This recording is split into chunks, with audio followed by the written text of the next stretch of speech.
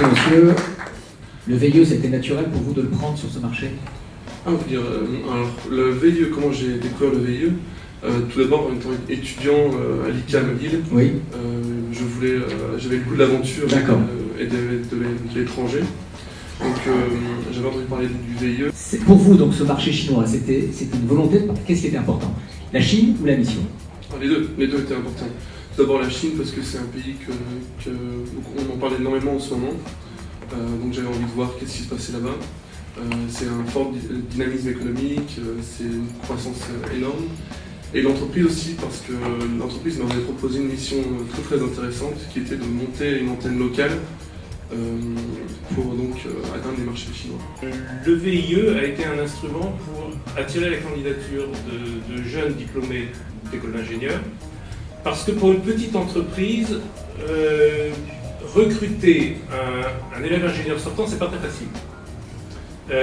Il existe dans les écoles d'ingénieurs un certain atavisme anti-PME.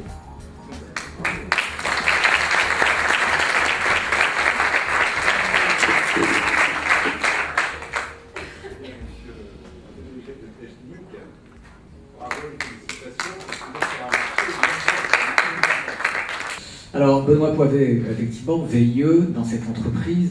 J'ai découvert le VIE un peu par hasard.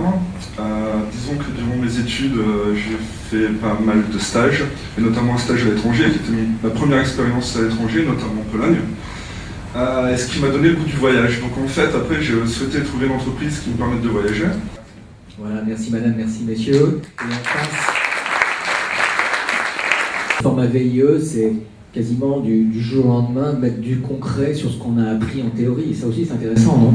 Oui, exactement. Là, en plus, école de commerce, c'est un grand mot, c'est plus école de management, de gestion.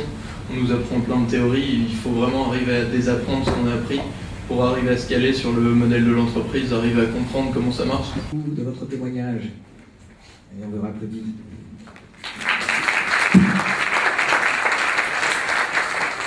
Vous êtes effectivement autonome, loin de vos bases, mais en contact constant avec l'entreprise. Ce qu'on disait tout à l'heure, il ne faut pas penser qu'on envoie quelqu'un et puis on attend les résultats 3 semaines, 1 mois, 2 mois après, quoi. Ça m'a permis de le connaître d'une autre façon, de voir aussi notre réalité.